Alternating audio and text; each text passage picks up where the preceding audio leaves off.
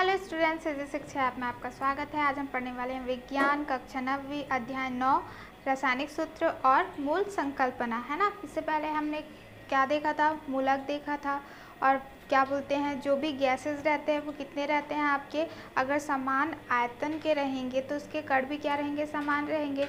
और एक मोल में कितने रहते हैं, 6.022 × 10⁻23, जिसे हम एवोगाड्रो नंबर भी कहते हैं। ये सारी चीज़ें हमने पिछले क्लास में देखा था, ठीक है। तो आज हम क्या करेंगे, न्यू टॉपिक पढ़ेंगे और न्यू टॉपिक है हमारा क्या, पदार्थ के भार को मोल में दर्शाना, ठीक है। जितने भी पदार्थ के भार होंगे, जो भी उसका वेट होगा, उसे हम कैसे मोल में दर्शाएंगे उसके बारे में हम आज स्टडी करने वाले हैं, ठीक है।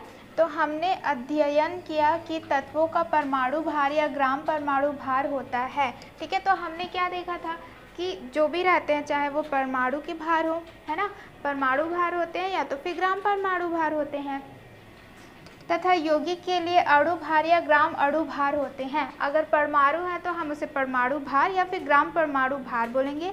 अगर वो अणु हो जाते हैं तो उसे हम क्या कहते हैं, अणु भार कहेंगे या फिर ग्राम अणु भार कहते हैं। इसके आधार पर मोलों की संख्या को हम इस प्रकार दर्शा सकते हैं, ठीक है। तो सिंपल सा है, इसमें हमको क्या करना है, जो भी भार है उसको मोल में दर्शाना है, ठीक। अगर वो अणु है तो अणु भार बोलेंगे, अगर वो परमाणु है तो परमाणु भार बोलेंगे, ठीक है। उसे हम ग्राम में भी बोल सकते हैं। तो इसके लिए एक सूत्र है, ठीक है, चलिए उसे देखते हैं। तो पहला है मोलों की संख्या, ठीक। हम यहाँ पे क्या करेंगे, मोलों की संख्या है, ये किसके लिए रहता है आपका, परमाणु या फिर तत्व के लिए, ठीक है। ये जो है आपका सूत्र वो किसके लिए है, परमाणु के लिए है। तो मोलों की संख्या को हम किससे दर्शाते हैं, स्मॉल एन से दर्शाते हैं। यहाँ पर क्या होगा, दिया गया द्रव्यमान, जो भी आपका द्रव्यमान दिया रहेगा उसे हम क्या करेंगे, स्मॉल एम से दर्शाएंगे, ठीक है। ग्राम परमाणु भार, और जो भी ग्राम परमाणु भार है उसे हम किससे दर्शाएंगे, कैपिटल एम से दर्शाएंगे, ठीक है। क्लियर इतना, क्योंकि हमने परमाणु के लिए मोल में कर रहे हैं तो जितना भी हमारे पास द्रव्यमान दिया गया रहेगा उसे, और फिर उसको किससे कर देंगे हम, जो भी हमारा क्या रहेगा, ग्राम परमाणु भार रहेगा उसे। फिर आता है मोलों की संख्या n, है ना। इसमें भी मोलों की संख्या, क्योंकि हम मोलों में ही उसे क्या कर रहे हैं, चेंज कर रहे हैं। तो ये किसके लिए रहता है, यौगिक या अणुओं के लिए रहता है, ठीक है। तो दिया गया द्रव्यमान सेम रहेगा, स्मॉल एम। ग्राम अणु भार, देखो यहाँ पर परमाणु हो गया है, यहाँ पर अणु हो गया है, और दोनों क्या रहेंगे, कैपिटल एम रहेंगे नीचे में, ठीक है। तो आई होप कि आपको ये जो सूत्र है वो समझ में आ गया होगा। तो चलिए इसे और देखते हैं। कणों की संख्या को मोल में दर्शाना किसी भी परमाणु, अणु, आयन इत्यादि की संख्या मोल से निम्नलिखित प्रकार से संबंधित है, ठीक है। तो यहाँ पर किसी भी परमाणु हो गया, अणु हो गया या फिर आपका आयन्स हो गया, जो उनकी संख्या है उसको हम मोल में किस निम्नलिखित प्रकार से संबंधित कर सकते हैं, है ना। एक दूसरे से कैसे रिलेशन उसका निकाल सकेंगे, मोलों की संख्या स्मॉल एन। यहाँ पर क्या रहेगा, दिया गया कणों की संख्या, जो भी आपका कण का नंबर दिया रहेगा, जो भी संख्या दिया रहेगा उसे पहले डालेंगे, फिर उसको किससे डिवाइड करेंगे, एवोगाड्रो संख्या से। और एवोगाड्रो संख्या को किससे दर्शाते हैं हम, एन नॉट से दर्शाते हैं, ठीक है।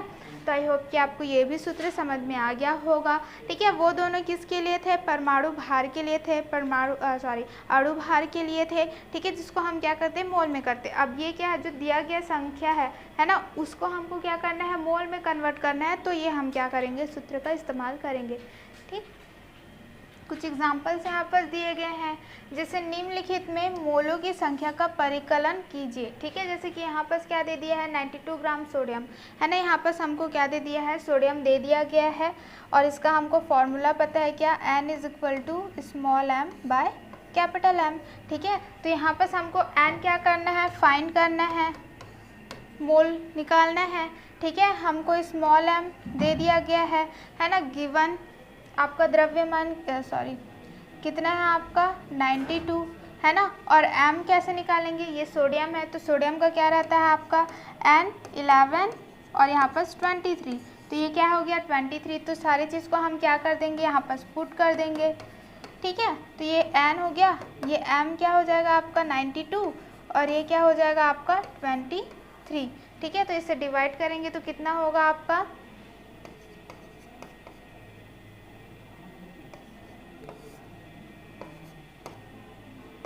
ठीक है, 4 बार में कट जा रहा है तो हम इसे क्या करेंगे 4, तो n = कितना हो जाएगा 4 मोल, ठीक है।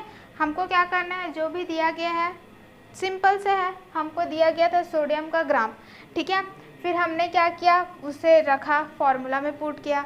सोडियम दिया हुआ है तो सोडियम का हमने क्या किया, आपका परमाणु भार निकाल लिया जो क्या है 23, और दोनों को क्या कर दिया, डिवाइड कर दिया, तो हमारा आंसर आ गया, ठीक है। तो आई होप कि आपको ये उदाहरण समझ में आ गया होगा। तो चलिए नेक्स्ट उदाहरण देखते हैं।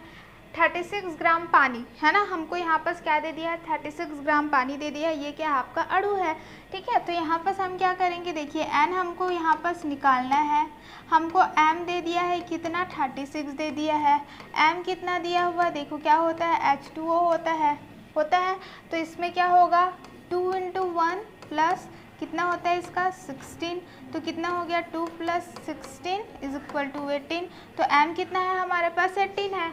तो सिंपल सा हम फॉर्मूला पुट करेंगे, n = m का कितना हो जाएगा 36 और ये क्या हो जाएगा हमारा 18, ठीक है। तो 18 2 और कितना होता है 36, तो ये कितना हो जाएगा 2 मोल, ठीक है। क्लियर इतना? तो आई होप कि ये भी आपको समझ में आ गया होगा। सिंपल सा हमको दिया गया है, बस फॉर्मूला याद रखना है और फिर सबको पुट करते जाना है, और सबसे इम्पॉर्टेंट बात आपको अणु भार निकालना आना चाहिए, ठीक है। तो चलिए आगे और क्वेश्चन डील करते हैं। यहाँ पर हमको प्रश्न दिया हुआ है, हमने उदाहरण देख लिया है, अब हम देखेंगे उससे रिलेटेड क्वेश्चंस। निम्नलिखित में मोलों की संख्या ज्ञात कीजिए, है ना, तो हमको अब क्या करना है, संख्या ज्ञात करनी है। तो यहाँ पर देखिए हमको क्या दे दिया है 18.606 × 10⁻23 ऑक्सीजन परमाणु हमको यहाँ पर दे दिया गया है। हमको निकालना क्या है, संख्या, और ये क्या है आपकी कणों की संख्या है। तो हमको पता है उसका फॉर्मूला क्या होता है, ये होता है ना, और ये हमको दे दिया गया है।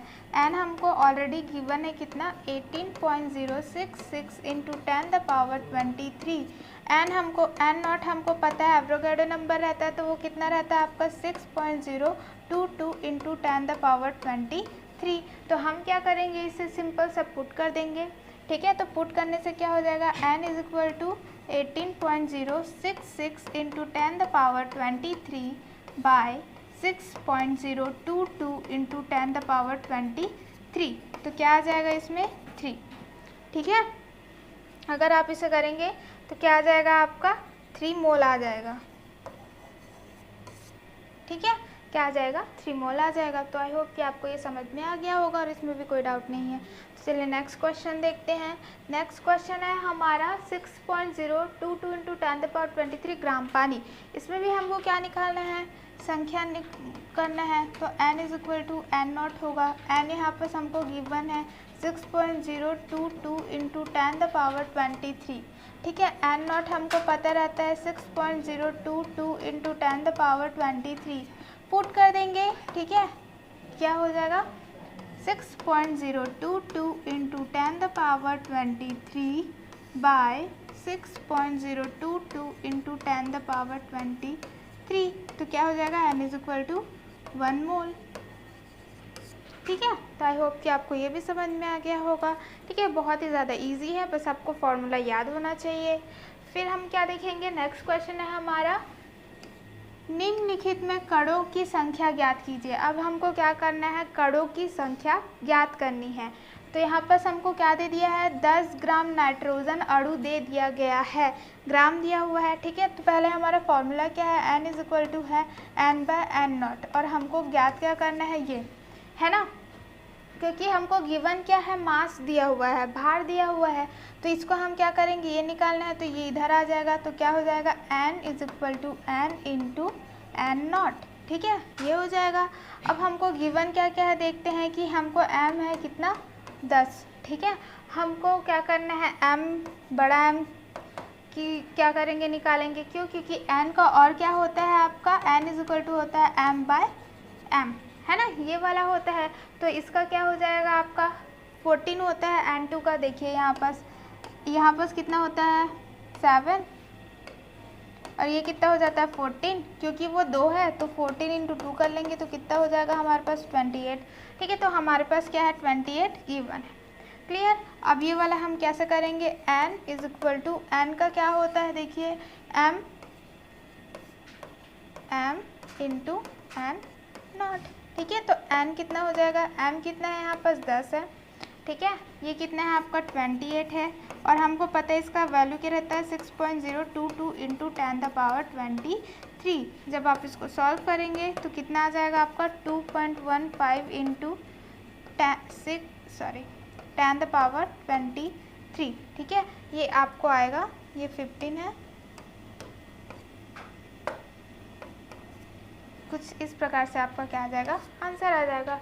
ठीक है, तो आई होप कि आपको ये भी समझ में आ गया। इसमें हमको निकालना क्या है, संख्या निकालना है, इसलिए हमें क्या करना पड़ा, थोड़ा सा हमारा जो है फॉर्मूला उसको थोड़ा सा ट्विस्ट करना पड़ा। ठीक है, तो चलिए नेक्स्ट देखते हैं। नेक्स्ट है हमारा 2 मोल कार्बन परमाणु। ठीक है, तो इसमें भी हमको क्या निकालना है, संख्या निकालना है। तो यहाँ पर हमको क्या दे दिया है, m दे दिया है, m कितना दे दिया है, 2 दे दिया हुआ है। ठीक है, और हम n कितना दे दिया हुआ है, 2 दे दिया हुआ है, और हमको क्या पता है n = n/n0 हमको निकालना है ये, तो इधर ट्रांसफ़र हो जाएगा, तो n × n0 = n। ठीक है, तो हम क्या करेंगे, फॉर्मूला पुट, n कितना दिया हुआ है, 2 दिया हुआ है, इसका कितना होता है 6.022 इंटू 10⁻23 = n। ठीक है, तो उसको मल्टीप्लाई कर दीजिए, कितना हो जाएगा 12 × 044 इंटू 10⁻23। ठीक है, तो ये हो गया आपका आंसर। क्लियर इतना? तो आई होप कि आपको ये भी समझ में आ गया होगा, कोई भी डाउट नहीं है, सिर्फ आपको फॉर्मूला रिमेंबर होना चाहिए। तो चलिए आगे देखते हैं। अब हम देखेंगे क्या, आइए मोल के बारे में समझें। हम किसे समझेंगे, मोल के बारे में। जैसे हमने पहले ही पढ़ा था कि ये तो ये मेजरमेंट है ना, 1 मोल = कितना होता है 6.022 इंटू 10⁻23, जिसे हम एवोगाड्रो नंबर भी कहते हैं। तो इसे हम और विस्तार से और अच्छे से क्या करेंगे, इसे समझेंगे। ठीक है, हमने देखा कि किसी शुद्ध पदार्थ के सापेक्षिक परमाणु अणु या सूत्र भार को ग्राम में दर्शाया जाता है। ठीक है, तो हम क्या कर सकते हैं, परमाणु हो, अणु हो, कुछ भी हो, उसे अगर हम भार में दर्शा रहे हैं तो ग्राम में भी दर्शा सकते हैं। जैसे क्या, 1 ग्राम हाइड्रोजन, 2 ग्राम HCl। तो यहाँ पर हम क्या कर सकते हैं, चाहे वो परमाणु हो, चाहे वो क्या बोलते हैं आपका अणु हो, चाहे वो यौगिक हो, उसे हम क्या कर सकते हैं, ग्राम में दर्शा सकते हैं। जिसमें उसी पदार्थ के 1 मोल है ना, जिसमें अगर उसी के पदार्थ का अगर हम मोल ले रहे हैं, जिसका वैल्यू कितना होता है, वहाँ पर लिखा हुआ है 6.022 इंटू 10⁻23। ठीक है, कण सम्मिलित रहते हैं, और 1 मोल में कितना रहते हैं, उतने कण हमको देखने को मिलते हैं। गैसों के लिए हम इनके भार के स्थान पर आयतन को भी नाप सकते हैं, है ना। और गैसों की अगर हम बात करें तो हम क्या कर सकते हैं, उसके आयतन को भी क्या कर सकते हैं, नाप सकते हैं। जैसे हमने पढ़ा था कितना होता है 22.4 लीटर, है ना, इतना हमने पढ़ा था। 0 डिग्री सेल्सियस ताप व एक वायुमंडलीय दाब पर किसी गैस का 1 मोल कितना रहता है आपका 22.4 लीटर स्थान घेरता है ना। उतना स्थान क्या करेगा, घेरेगा, अगर वो 0 डिग्री सेल्सियस और 1 ATM में है तब। ठीक है, तो आई होप कि आपको ये पैराग्राफ समझ में आया होगा। तो चलिए इसे और अच्छे से समझते हैं। इससे हमने किसी सूत्र और अभिक्रिया के समीकरण को लिखने और समझने का एक और तरीका मिलता है। ठीक है, तो अगर हम वो क्या करते हैं, किसी भी अगर समीकरण, कोई सा भी हमको समीकरण लिखना है या तो फिर उसका क्या करना है, अभिक्रिया करना है, तो उसे और अच्छे से हम सरल तरीके से लिख सकते हैं। जैसे हमने अभी क्या किया था, क्वेश्चन सॉल्व किए थे, तो क्वेश्चन सॉल्व करने में हमें कितना ज़्यादा आसानी मिल गया था, है ना। जब हम कहते हैं कि कार्बन डाइऑक्साइड किसी अभिक्रिया में भाग ले रही है और इसे CO2 के रूप में लिखते हैं। ठीक है, तो हमने क्या देखा था कि अगर कार्बन डाइऑक्साइड, तो कार्बन डाइऑक्साइड को बार बार ना लिखते हुए हम सिर्फ उसका सूत्र को लिख देते हैं। कैसे लिखते हैं, CO2 ही लिखते हैं। ठीक है, तो क्या इसका अर्थ यह है कि हम CO2 के एक अणु के बारे में बात कर रहे हैं। तो अब यहाँ पर क्वेश्चन उठता है कि अगर हम क्या कर रहे हैं, कार्बन डाइऑक्साइड को CO2 लिख रहे हैं, तो क्या हम सिर्फ एक ही अणु की बात कर रहे हैं, है ना। एक ही अणु है, CO2 तो बहुत सारे हो सकते हैं। तो यहाँ पर सबसे क्वेश्चन किया गया है।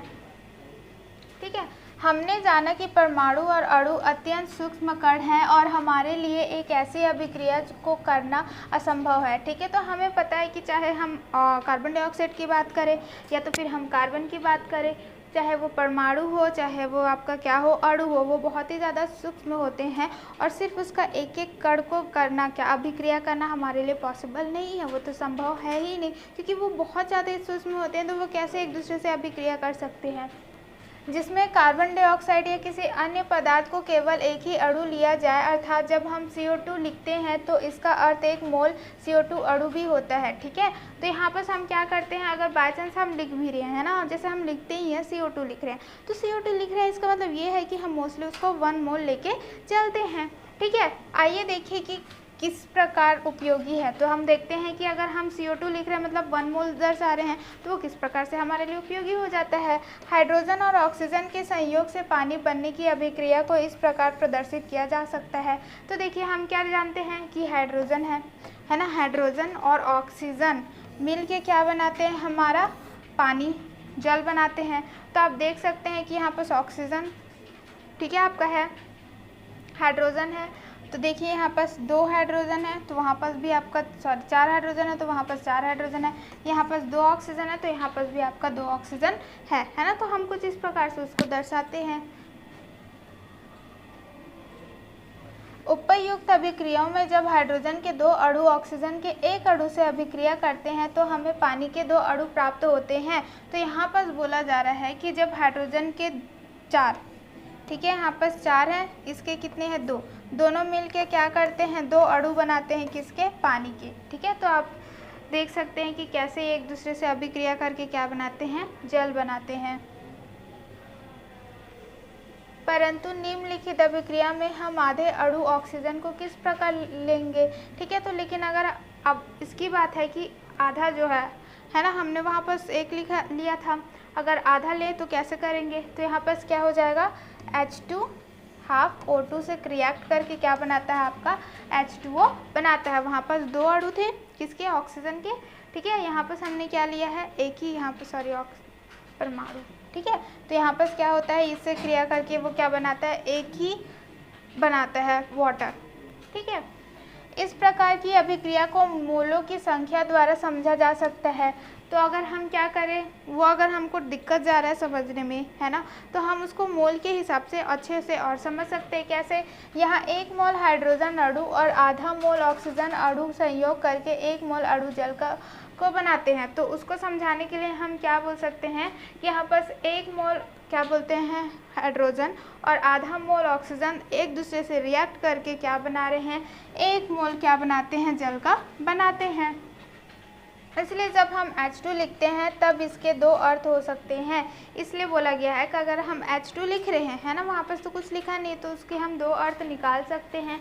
क्या क्या निकाल सकते हैं कि एक हाइड्रोजन अणु जिसका कि संक्षेपित अणु भार 2 यूनिट है। ठीक है, या तो हम 2 यूनिट बोल सकते हैं, या फिर 1 मोल हाइड्रोजन अणु जिसका ग्राम अणु भार 2 ग्राम है। ठीक है, तो हम क्या बोल रहे हैं, अगर हम अणु जिसकी सापेक्षिक बोल रहे हैं तो कैसा रहेगा, 2 यूनिट, या तो फिर हम 2 ग्राम, है ना, 2 अर्थ में उसको अपन ले सकते हैं। आइए अब हम एक अन्य क्रिया को देखिए। ठीक है, एक और क्रिया यहाँ पर है, यहाँ पर 2 हाइड्रोजन 2 क्लोरीन है, मान के चलिए दोनों एक दूसरे से क्रिया करके क्या बना रहे हैं, H2O, मतलब कि एक हाइड्रोजन एक क्लोरीन से क्रिया कर रहा है, एक हाइड्रोजन एक क्लोरीन से क्रिया कर रहा है, और दोनों क्या मिला रहे हैं, H2HCl। यहाँ पर क्या था, H2 था प्लस आपका हाफ O2 था, तो ये क्या कर रहा था, इससे मिला के, है ना, 1 मोल इससे हाफ मिला के क्या बना रहा था, 1 मोल बना रहा था H2O। ठीक है, और क्या था हमारा, अगर इसे समझना है, ठीक है, तो हम क्या कर रहे हैं, 2 मोल हाइड्रोजन क्या कर रहे हैं, 1 मोल ऑक्सीजन से क्या कर रहा है, रिएक्ट करके क्या बना रहा है, हमारा 2 मोल क्या बना रहा है, जल बना रहा है। ठीक है, तो इस प्रकार से हम क्या कर सकते हैं, इसे दर्शा सकते हैं।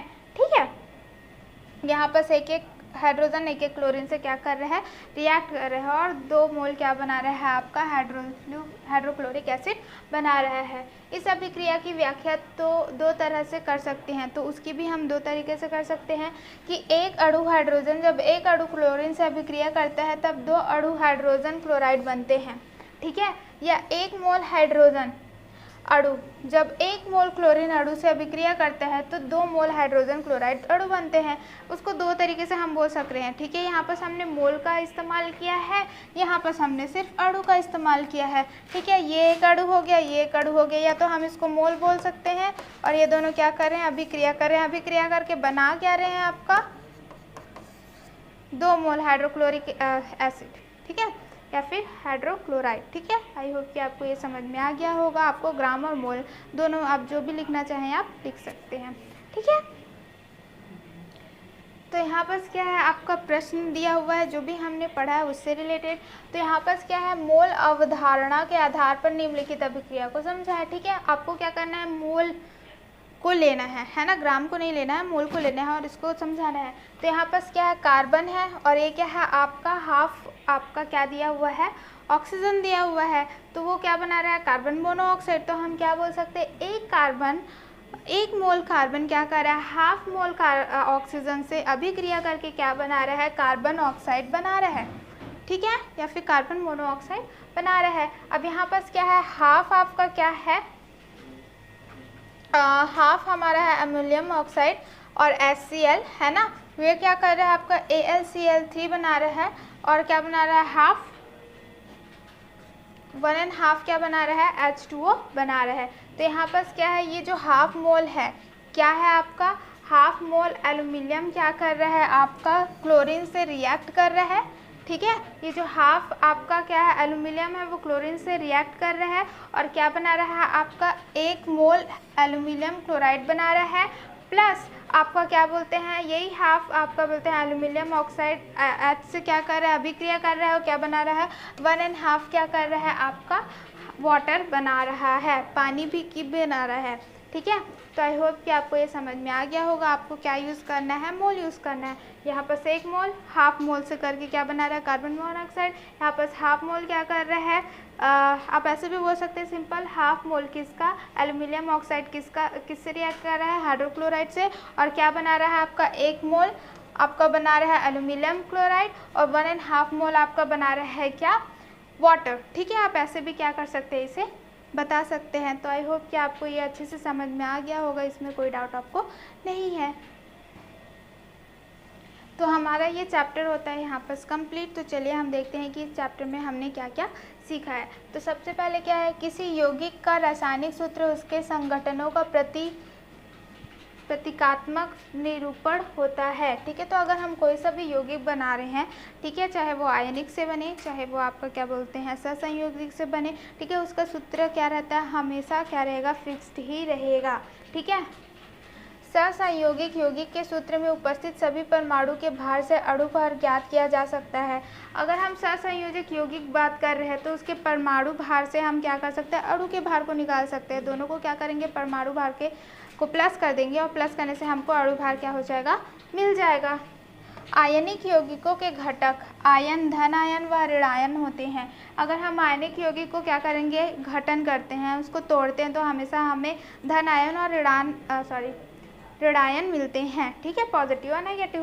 वे धनवेशित आयन जो क्षार से प्राप्त होते हैं क्षारीय मूलक, तथा वे ऋणवेशित आयन जो अम्ल से प्राप्त होते हैं अम्लीय मूलक कहलाते हैं, ठीक है। हमने मूलक देखा तो 2 प्रकार के होते हैं, एक होता है आपका ऋणात्मक और एक होता है आपका क्या क्षारीय मूलक और क्या रहता है आपका अम्लीय मूलक, ठीक है। जो हमको क्या मिला है यहाँ पर, क्या बोल रहे हैं, धनासित, जैसे कि क्या यहाँ पास NaOH है, ठीक है। अगर हम इसे देख रहे हैं तो ये क्या है, क्षार है, हमें क्या मिल रहा है, Na+ मिल रहा है, OH- मिल रहा है। तो ये हमको किससे मिल रहा है, क्षारीय से। तो ये कैसे रहेगा, आपका क्षारीय मूलक कहलाएगा, ठीक है। फिर आता है आपका ऋणात्मक, जैसे कि HCl है, ये क्या है आपका अम्ल है, इससे हम पाएंगे क्या, H+Cl-, ये हमको Cl- मिल रहा है, वो आपका ऋणात्मक है, वो किससे मिल रहा है, आपका अम्ल से मिल रहा है, तो हम उसे क्या कहेंगे, अम्लीय मूलक कहेंगे, ठीक है। परमाणुओं के ऐसे समूह जिन पर कुल आवेश विद्यमान हो उन्हें बहु परमाणुक आयन कहते हैं, ठीक है। जो भी हमारा जैसे क्या है NH4Cl है है ना। ये हमारा क्या है, अमोनियम क्लोराइड। जब हम इसे घटन करते हैं तो क्या मिलता है हमको, NH4 प्लस मिलता है प्लस Cl माइनस मिलता है। तो ये जो आपका चार्ज है ना, ये क्या है, एक नहीं दो परमाणु है। यहाँ पर क्या क्या है आपके, N है एक और यहाँ पर क्या है आपका H है। तो यहाँ पर क्या है, दोनों में क्या है, प्लस चार्ज है, तो उसे ही हम क्या कहेंगे, बहु परमाणु कहेंगे। तो आई होप कि आपको ये सारे पॉइंट्स क्लियर है, इसमें कोई डाउट नहीं है। तो चलिए आगे देखते हैं। आयनिक यौगिकों में घटक आयनों की संयोजकता द्वारा यौगिक के रासायनिक सूत्र ज्ञात किए जाते हैं। ठीक है, अगर हम आयनिक यौगिक की बात कर रहे हैं, जैसे कि हमने क्या पढ़ा था, सोडियम नाइट्रेट, है ना। तो अगर हमको पता है, क्या पता है, दोनों की संयोजकता पता है, तो हम क्या कर सकते हैं, कोई सा भी नाइट्रोजन सूत्र कोई सा भी सूत्र हम क्या कर सकते हैं, निकाल सकते हैं, जैसे हमने क्रिस क्रॉस मेथड में पढ़ा था। आयनिक यौगिक के सूत्र में उपस्थित सभी आयनों के भार से सूत्र इकाई द्रव्यमान की गणना की जाती है। ठीक है, तो यहाँ पर बोला जा रहा है जो भी सूत्र है ना, आयनिक यौगिक सूत्र के में उपस्थित जो भी सभी आयन जो रहेंगे, भार रहेंगे, जैसे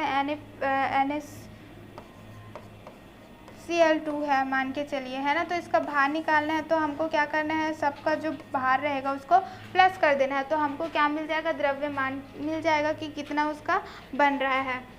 फिर किसी पदार्थ के मोल में कणों की संख्या को एवोगाड्रो संख्या कहते हैं। इसका मान 6.022 × 10⁻23 होता है। ठीक है, तो हमें पता है कि कोई सा भी पदार्थ है, अगर हम कण की बात कर रहे हैं, जैसे Na की बात करें, तो इसका कण अगर हम 1 मोल बोल रहे हैं तो वो कितना होगा आपका 6.022 × 10⁻23।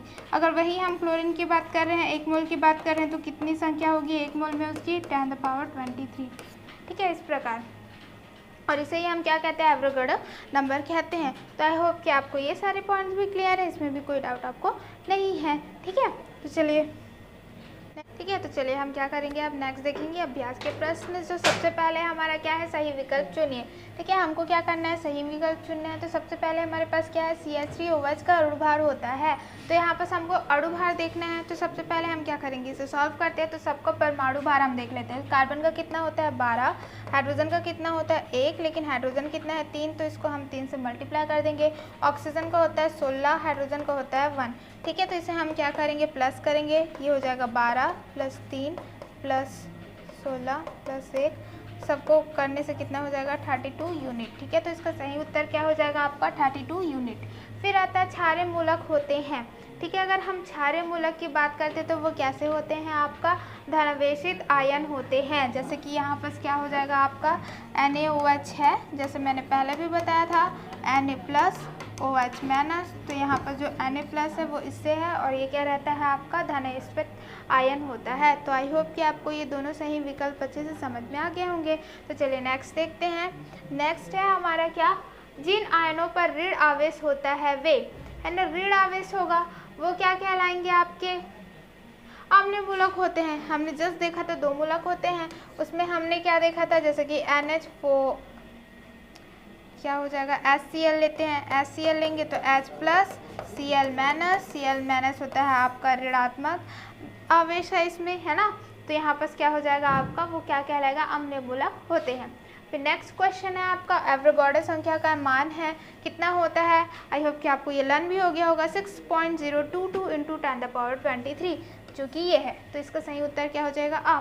फिर नेक्स्ट है 0 डिग्री सेल्सियस तापमान 1 वायुमंडलीय दाब पर 1 मोल गैस का आयतन होता है, कितना होता है 11.2 लीटर, नहीं 22.4 लीटर। हाँ, तो इसका सही उत्तर क्या हो जाएगा 22.4 लीटर होता है। तो आई होप कि आपको ये जो तीनों सही विकल्प हैं वो अच्छे से समझ में आ गए होंगे, इसमें भी कोई डाउट आपको नहीं है। ठीक है, तो हमारा नेक्स्ट क्वेश्चन है, रिक्त स्थानों की पूर्ति कीजिए। ठीक है, तो रिक्त स्थान पहला क्या है आपका, यौगिकों के लिए सूत्र इकाई द्रव्यमान होता है। ठीक है, तो कौन से यौगिक के लिए, सहसंयोगिक या तो फिर आयनिक। तो किसके लिए होता है आपका आयनिक, है ना। आयनिक के लिए क्या होता है, आयनिक यौगिकों के लिए जो सूत्र होता है वो इकाई द्रव्यमान होता है। फिर आता है C12H22O11 का अणुभार है, हमको अणुभार निकालना है। तो उसके लिए फिर से हम क्या करेंगे, परमाणु का भार इसका कितना होता है 12 × 12 कर देते हैं प्लस। ठीक है, फिर आता है आपका हाइड्रोजन, ये तो 1 होता है। ठीक है, फिर ये क्या होगा आपका 16 इंटू 11। ठीक, तो अगर हम इसको प्लस करते हैं तो कितना हो जाएगा 342। कितना हो जाएगा, इसको सॉल्व करके लिखोगे तो कितना हो जाएगा 342। तो इसका सही उत्तर क्या है 342। ठीक, फिर PO43 माइनस आयन में तत्वों की संख्या है। ठीक है, तो इसमें कितने तत्वों की संख्या है वो आपको बताना है। तो इसकी संख्या होती है 2। अब 2 क्यों हो रही है, क्योंकि हमें तत्व जानना है। तो एक P हो गया, एक O हो गया, तो यहाँ पर कितने हैं 2 हैं। तो इसका सही उत्तर क्या हो जाएगा 2। 1 मोल कार्बन में परमाणु की संख्या होती है। ठीक है, 1 मोल है तो 1 मोल हमें कितना पता है, क्या होता है उसका वैल्यू 602.2 इंटू 10⁻23 ये होता है।